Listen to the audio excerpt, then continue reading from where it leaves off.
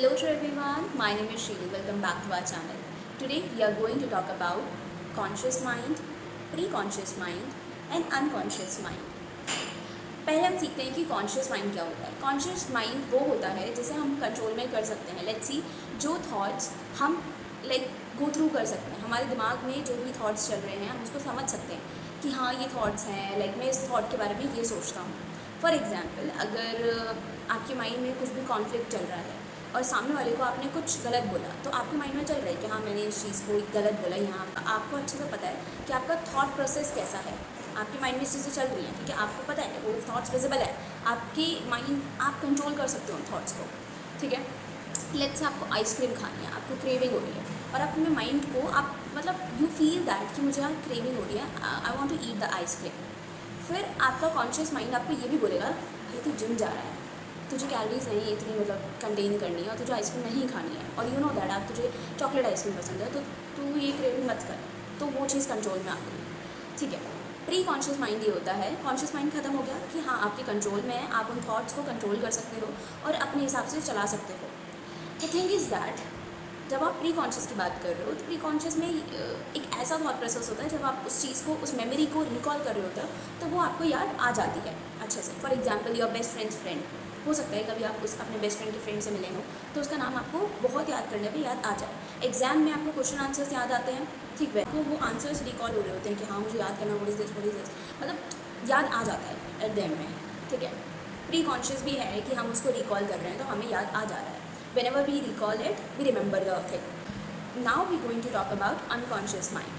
Unconscious mind में क्या होता है, एक ऐसे थॉट प्रोसेस होते हैं, फियर्स होते हैं, एनजाइटी होती है, एक ऐसी मेमोरी होती है that you don't want to recall it, but still आपको कहीं ना कहीं वो रिमेंबर एक हिट कर जाता है कि यार ये सिचुएशन हुई थी एंड आप चाहते नहीं उस चीज़ को याद करना, बट स्टिल तुम्हें खुद भी नहीं पता होता है कि वो कहाँ से वो थॉट्स आ रहे हैं. जब कोई पर्सन डिप्रेशन में होता है तो उसका अनकॉन्शियस माइंड बहुत ज़्यादा एक्टिव होता है क्योंकि वो उन्हीं थॉट्स को आपके सामने लेके आएगा, उन्हीं थॉट्स को आपको फील कराएगा that you don't want to feel it, ठीक है. And the thing is that unconscious mind आपके कंट्रोल में नहीं होता है. आपके फियर, आपका डिप्रेशन, आपके नेगेटिव थॉट प्रोसेसेस, सब कुछ जो भी आपके कंट्रोल में नहीं होते थॉट्स, वो कंट्रोल करता है अनकॉन्शियस माइंड, ठीक है. अनकॉन्शियस माइंड, अगर कोई भी पर्सन आपसे ये बोल रहा है that I am able to control the unconscious mind, no you are not able to control the unconscious mind, but you can refine your conscious mind to control the unconscious mind. अगर आपके पास negative thoughts आ रहे हैं, fears आ रहे हैं, anxiety हो रही है, तो there is a solution that कि आप कॉन्शियस माइंड पे इतना ही काम करो जितना आपको अनकॉन्शियस माइंड परेशान कर रहा है. फॉर एग्जाम्पल, किसी को डिप्रेशन है तो उसका कॉन्शियस माइंड एक पॉइंट पे ज़रूर आपका कॉन्शियस माइंड ही आपको निकालता है इस चीज़ से. लेट्स से कोई मेस्ड अप चीज़ चल रही है आपके दिमाग में कि नहीं क्या हुई थी बात, कैसे हुई थी, इतनी आगे कैसे बढ़ गई. फॉर एग्जाम्पल, अगर कोई लेट्स से आप एग्जाम में अच्छा नहीं करके आए हो, अनकॉन्शियस माइंड आपको बार बार बोलेगा कि काश मैं उस टाइम पे रिविजन कर लेता, काश मेरे पास वो एग्जाम्पल होता, काश मैं रात में अच्छे से पढ़ लिया होता, उस टाइम पे नहीं करता. बट कॉन्शियस माइंड आपको कहीं ना कहीं पॉजिटिविटी ज़रूर देगा कि देख प्रैक्टिकल चीज़ यही है, अब तुझे दोबारा से स्टडी करना है और दोबारा से अपना स्केड्यूल बनाना है.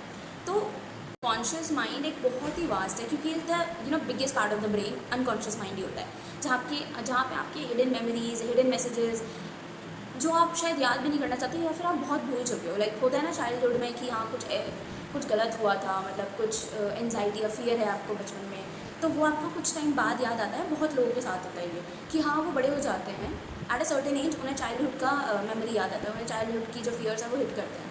तो this is work by the unconscious mind, but you can recover to work on your conscious mind, because आपके कंट्रोल में कॉन्शियस माइंड है.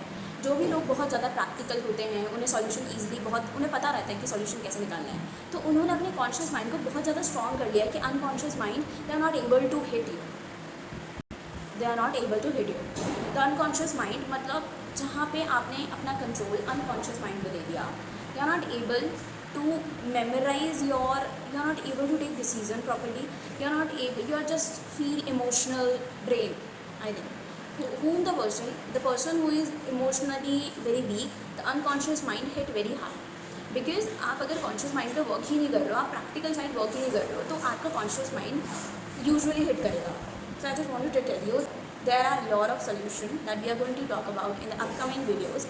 So just observe your emotions, that is your subconscious mind, conscious mind and unconscious mind. Okay, if any part of my video uplift you and inspire you or give you the knowledge that you wanted in your life. And I'm very very happy. So signing in my channel right now, according to your thought process, according to your conscious mind. So yes, so signing off this video. Take care. Bye bye.